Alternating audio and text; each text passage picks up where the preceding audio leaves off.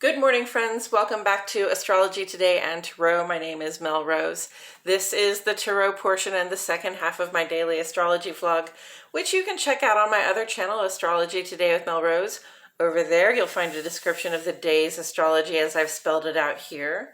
Here, I will discuss the tarot card that sits on the side of the page, and then I'll play another card that, in the context of today's astrology, may just give us something more to think about.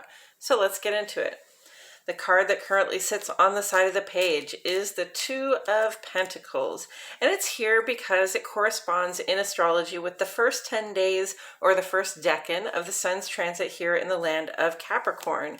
Now, Capricorn is an earth sign, and pentacles or coins in tarot are earth element symbolism, and earth element symbolism has to do with the physical resources that we have in this life, starting with the body and what we're willing to do with those resources, like the work we're willing to put in to create something of value and or security for ourselves. Okay, so we use our bodies to do the work, and pretty much most of the time in this culture we trade that work in exchange for money, for finance. So that finance represents our physical stability in the world. It represents our ability to get the things that we need and desire for ourselves to feel safe and supported and secure in this world. So that's Pentacles, that's earth element symbolism. It's very much about our physical resources and what we're willing to do with them to go about getting what it is that we need for ourselves. And with that said, well, I got ahead of myself. Okay, so with that said, we have the Two of Pentacles here. Let's just turn this one over for a minute, but I've already pulled the card, so I'm going to leave it. The Two of Pentacles is really about becoming adaptable, being able to set good priorities, understanding that things change all the time. Okay, so no matter how well you have planned to take care of your body or your home or your your vehicle or your money, your physical resources in the world, no matter how well you've planned, your reality is not the only reality, and you're not the only person out there making plans, right? So our little realities, they bump up against other people's realities, and things change, things shift. The availability of resources will change, or just, the fact that we need to get something we didn't think we needed to get, or that we need to try to be, do, or have something we didn't know that we needed to try to be, do, or have, right? So,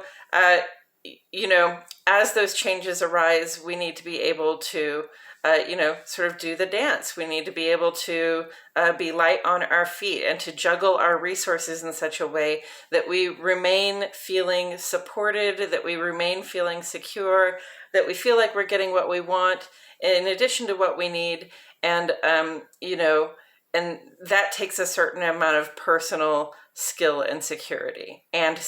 So, understand that the emotions rise, and the emotions can rise and fall with the handling of these resources, whether that's with your personal sense of well-being, your health, or whether that's with your money and your finances. Sometimes the emotions run a little bit high when things, when the bank account gets very high, or when the bank account gets very low, right? And then, when we feel like we're at a point of having enough, then the emotions can be really calm. It's important to try to maintain a calm emotional state when we're dealing with these physical resources that we have, okay? And the two is a number of initiation. It is the beginning of a cycle. So understand that Capricorn is also cardinal earth. It initiates work, it initiates labor, it initiates that dedication to build something strong and supportive for ourselves that has value. So that's sort of where we are on our journey with this card, is we're making a good start with our material resources, or we're seeking to strike the balance that helps us make a good start with our material resources. And with all of that said, I'll turn this card over. And we have the Three of Cups. So the Three of Cups is, water element symbolism in tarot. And water element symbolism is very much about how it feels, what our emotions are when we have an experience. How does that feel emotionally for us? How does that feel? What is the physical sensation that arises with that emotion? What are the thoughts and questions that arise with that emotion? And really, what is our perception based on our emotion, right? So the Three of Cups comes to us as a point of celebration. You can see, it looks like three friends have gotten together here, and they have a mutual regard and rapport for one another. They care for one another, and it looks like maybe they have achieved something together, or even if they haven't achieved something together, they feel that they can sort of celebrate what they have together, right? So of course they've achieved something together if they have something to celebrate, right? Even if it is just, hey, I have friends to celebrate. Okay, so it's a little bit of a party vibe. These people are clearly all kind of, dressed to feel beautiful and to hang out and have fun. So, and I see some tents in the background, so I perceive sort of a festival atmosphere, sort of a festive vibe among these people. And with the Three of Cups, with three also comes sort of things being in motion. Okay, so this is not really a time where we're stopping. It's a time where we're moving ahead with our emotional goodwill, our good emotional regard for one another. We're able to, we feel like we're going to be able to invest in these people. We feel invested in these people, and we feel like we're going to be able to do great things with them by our sides. So where do we see the Three of Cups on the page here? Well, I do see that Mercury and Venus are conjunct and not trine, but sextile to Neptune, which is a very more imaginative, wide open, compassionate vibe. Not necessarily a very celebratory vibe, but really not also a very worker vibe. So I'm going to say that Neptune can lend us an energy of celebration, of feeling our love and compassion and our positive regard for other people, and allowing us to appreciate our connections with one another. In a way that sort of drops our boundaries, right? It's a little less considerate of our personal boundaries when it comes to these people, because these are people that we feel close to, we feel connected to, and we don't feel like we have to hold them to the same standards as we do people who aren't as close to us. Okay. So I see that Mercury and Venus, and Mercury goes retrograde today. So this is a reconsideration time, especially of the last 3 months, because the last time Mercury came out of retrograde was the beginning of October. Okay, so it's been about 3 months, as usual, since Mercury was last retrograde, and now it goes retrograde again.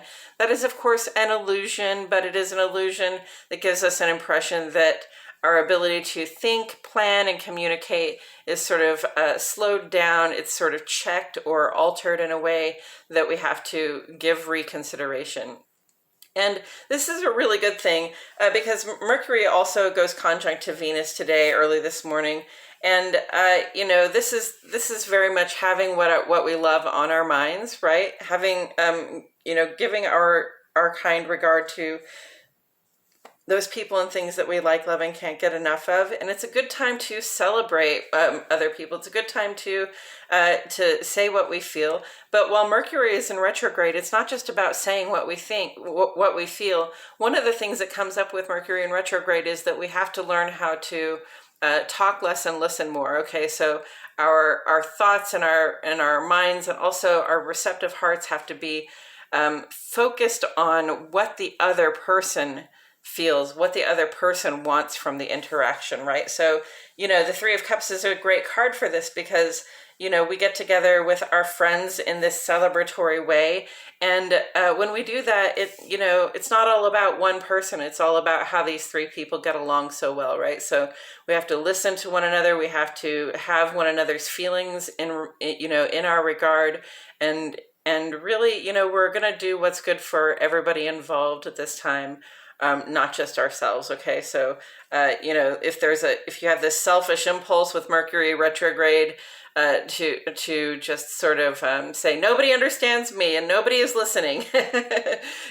When you feel that selfish impulse to say these people aren't listening and they don't care what I think or how I feel, understand that that's Mercury retrograde, reminding you that you're not listening and you're not trying to understand how the other people feel. Okay, so if you want to have this celebratory vibe, if you want to hold the people that you like, love, and can't get enough of in high regard and let them know how you feel about them, one of the best ways to do that at this time will be to pay attention to how they feel and what they want from their interactions with you. And with these in the sextile vibe with Neptune, I think that's a very cooperative vibe for celebrating the ones that we love, because Neptune opens up our compassion. It opens up our spirit of connection, to ourselves, to others, and to spirit in general. So very cooperative vibe here between this conjunction, which can be an intensity. It can be sort of, very celebratory, as long as we can get the listening part right. Very cooperative vibe between that and just our sense of compassion and our openness and our willingness to let down our boundaries. Taken together. Let's see where we're at here. We have a 2 and a 3. So, I would say that, yes, it is important to listen to what other people have to say. It's important to listen to what people think and how they feel. It's important to give your regard to that when you are moving into your celebration with them, okay? Your celebration of your friends and your loved ones cannot just be, this is reminding me of New Year's Eve, which is coming up in a couple of days. And that will tend to be a pretty intense day coming up, FYI. But this, it is a good thing to listen to the people that you love and to take into account how they feel and what they want from their interactions with us. And it is also important, first and foremost, to take care of ourselves and our own sense of security. Okay, because when we don't take care of our own sense of security, if we're not adaptable, if we're not sort of managing our health well, if we're not managing our financial resources well, then we can come into a situation like this, sort of lacking what it takes to respond well when we know what the other people think and feel. Okay, we can walk into this situation feeling a little bit on the needy side or on the lacking side, and that has a tendency to sort of make the celebration more about one person than it is about the group and what you have together. Okay, so take care of yourself, take care of your own business, take care of your body to the best of your ability, take care of your financial resources to the best of your ability. You don't get to stop thinking about it, okay? It's always on the mind. We've got to manage ourselves well so that we can show up when it's time to celebrate and really be part of the celebration in a way that includes the other people and doesn't make it all about ourselves. Yeah, I think that's what I'm getting from that. And I believe it's all I have to say about it too. Thank you so much for joining me today. I truly appreciate your presence here.